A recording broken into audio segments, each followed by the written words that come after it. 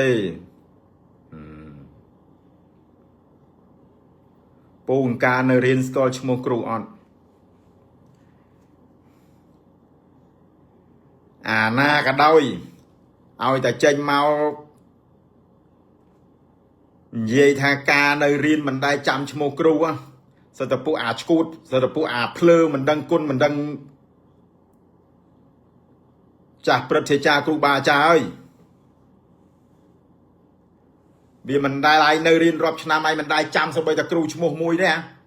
ទី7ទី8ទី9ចែទីណាអាចទេ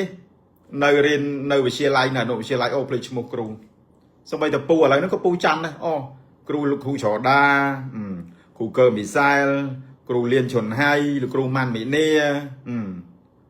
អ្នកគ្រូឆេងហៀងអ្នកគ្រូណាគ្រីគ្រូកុយស៊ីណាតគ្រូស្មីខ្មែរនាយករងថ្ងៃនេះលោកគ្រូវិជ្ជការតែពូច្បាស់ជាងគេគឺលោកគ្រូឆោដាព្រោះលោកគ្រូឆោដាគាត់នាយករងគាត់កាន់ខាងវិន័យគាត់កាចឥឡូវគាត់ទៅអាបារងស្រុកស្ទងហើយដល់ពេលឯងមកស្អីណាមកភ្លេចឈ្មោះគ្រូណែឯងមានកំណើតដល់រាល់ថ្ងៃហ្នឹងឯងកុំភ្លេចថាឯងមានឯងចេះដឹងឯងកើតដោយសារណាគឺដោយសារគ្រូដោយពូពងអង្គុយហ្នឹងពូនិយាយបាល់ពូចេះប្រើភាសាអង់គ្លេសភាសាអេស្ប៉ាញសួរពូចេះដោយសារចេះខ្លួនឯងទេគឺដោយសារពូចូលសាលាដោយសារមានការណែនាំដោយសារមានការបណ្ដុះបណ្ដាលពីគ្រូហើយយើងមកបន្ថែមខ្លួនឯងលើសមត្ថភាពលើទេពកោសល្យខ្លួនឯងបន្ថែមទៀតវាដែរសុកឯងកើតចេញមកឯងទៅចេះកខស្អីអានេះយូរទៅឈួតបានចេះដឹងតិចតួចចំនួនពងនិយាយមែនអញសອບនោះទេ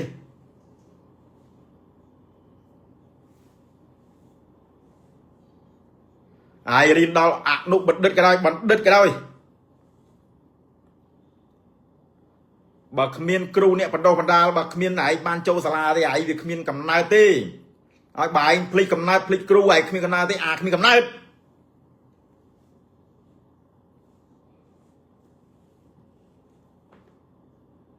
អ្នកដែលភ្លេចកំណើតគ្រូអ្នកដែលមើងងាយគ្រូ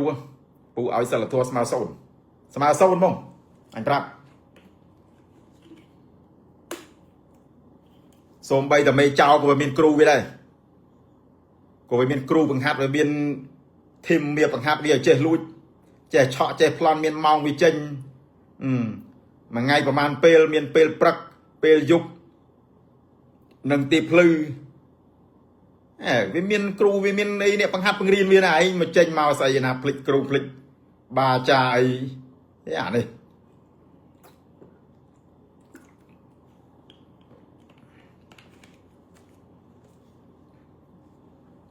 អូខេឥឡូវរឿងយើងវិញ